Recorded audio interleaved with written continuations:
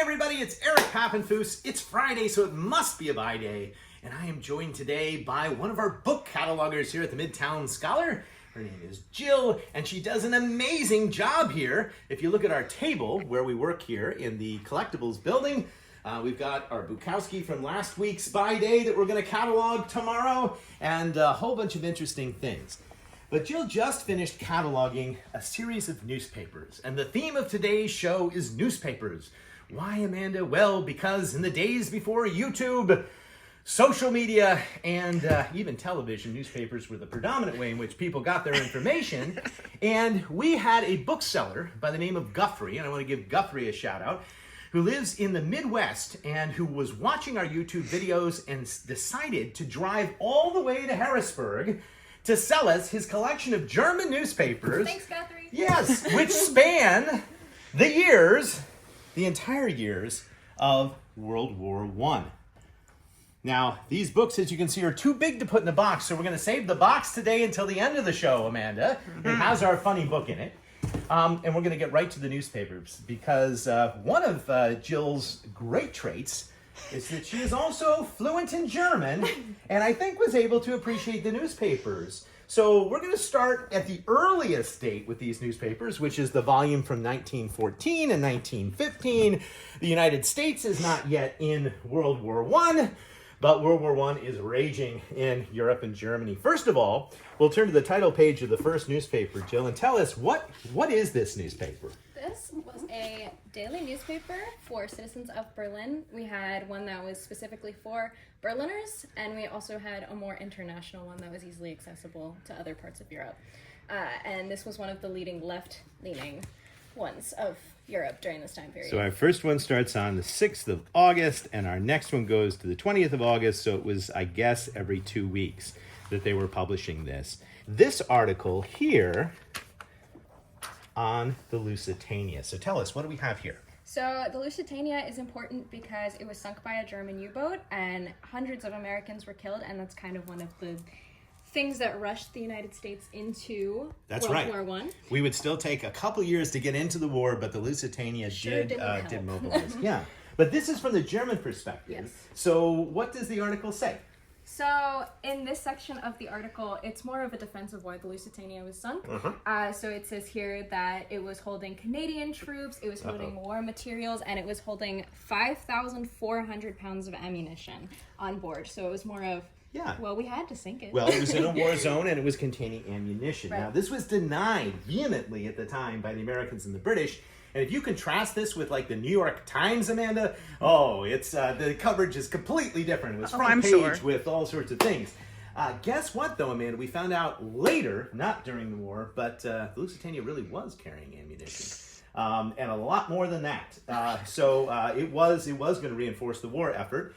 Also, here's a buy day trivia quiz, Amanda. Do you remember which American publisher was on the Lusitania, whose books we profiled on buy day? Oh, I don't. Oh, it was the Roycrofter himself, Albert Hubbard, who went down with the Lusitania, which is shocking. So this is really interesting, especially because it's from the German perspective. And one of the things that these newspapers do is that they give you an entire period of time to really delve into things that are of cultural importance to the German public. We're going to turn now, the next volume, we're now up to 1917. So we are at the height of the war on the Western Front, and what do we have here?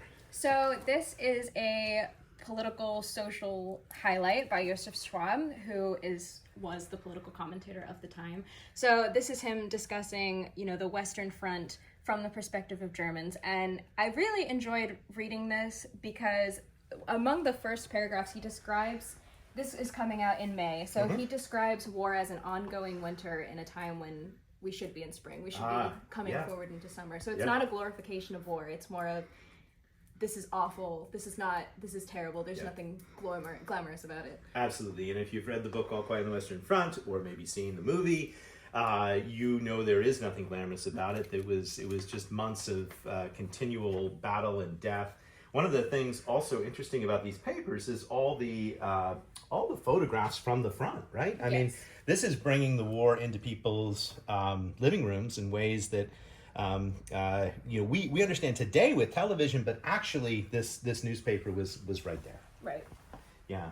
So that's the Western Front. Now, by this point in time, the Germans are realizing this is not going as well as they thought it was going in 1915. So now we're heading towards the end of the war, and we're gonna look at a few additional articles that you found very interesting.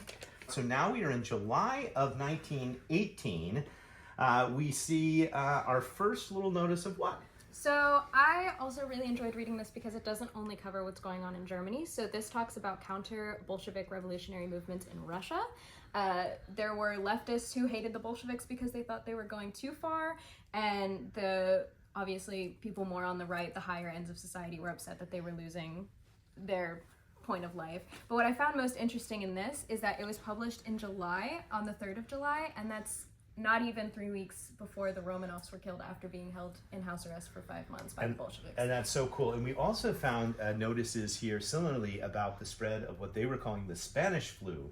But not widespread coverage like you might expect, just little notices here and there of outbreaks. We're going to end the discussion of this newspaper with one last thing, which I think you found the most interesting of all. Oh, yes. And that is, well, what is it? It's fashion! Yay! So what I loved the most about this spread is that the artist, the fashion designer here, was Johanna Marbach. Johanna Marbach was a German-Jewish female fashion designer. She opened her first salon in 1900. The height of her career was between 1914 and 1931. And as you can see, this is only 1919. These kinds of styles became popular in the US throughout the 20s, so I'd say she was ahead of her time. She was costuming film, she was costuming daily life. She had to close her salons in 1936 due to anti-Semitic laws, and we know nothing about her after that. And that's why these photos are so important. Right. And they're so modern in many respects. And honestly, they're very rare. And this newspaper spread was really some of the only photos of her fashions, which are still really well known today. So really cool. We're going to switch over here, Amanda, because I want to just contrast it briefly with an American newspaper from a slightly earlier period of time. This is neat because this is one copy of every newspaper published in America on the death of President James Garfield. Oh. And you'd say, why would anyone do this? But they literally start with A. So, we're in Alabama. Wow. It starts statewide. And we're in Selma. And then we go all the way through California, Illinois, just every state. And a couple interesting things that you'll know about Garfield is that he died on September 19th after a long illness. So the newspapers had time to get their obituaries ready. And they all published really, really long obituaries, oftentimes edged in black, like you can see. One other interesting thing, it's a good case study in the difference between rag paper and wood pulp paper, because the rag paper that you see in Alabama and elsewhere really holds up well. Doesn't that look like it was printed yesterday, like the New York Times? Well. But the wood pulp paper is very, very fragile, and it's falling apart. And this is one of the reasons why libraries like this one deaccession these papers later in time, and it's acidic. And you see the switch from rag to wood really at this time in the 1880s. And we're going to end today with a funny book, Amanda, that is tied to the assassination of President Garfield. We're getting to our box. I know, you might not think that that's a funny topic, but I'm pretty sure you will when you realize we found this at the last library sale we went to. It is Lego Assassinations. That's now, a little insensitive. not only is it every presidential assassination, but it has more information on Garfield's assassination than you could ever imagine. Wow. Here's Gateau. Here's the letter he's writing to Garfield asking for employment. Here he is reading the newspaper. Now, of course, he's reading about the Lego movie, but still, here he is buying the gun, and then he is following Garfield and basically ends up shooting him in the railroad station. This the painstaking degree to which this, and here he is heading to the gallows. Shows each of the assassinations is pretty remarkable. I've never seen a book like this before, and credit to Adam on our staff who picked that out of, I think, the craft section at the last book sale. Thank you. Well, thanks for watching. Please watch every Friday at noon for more adventures in the world of books.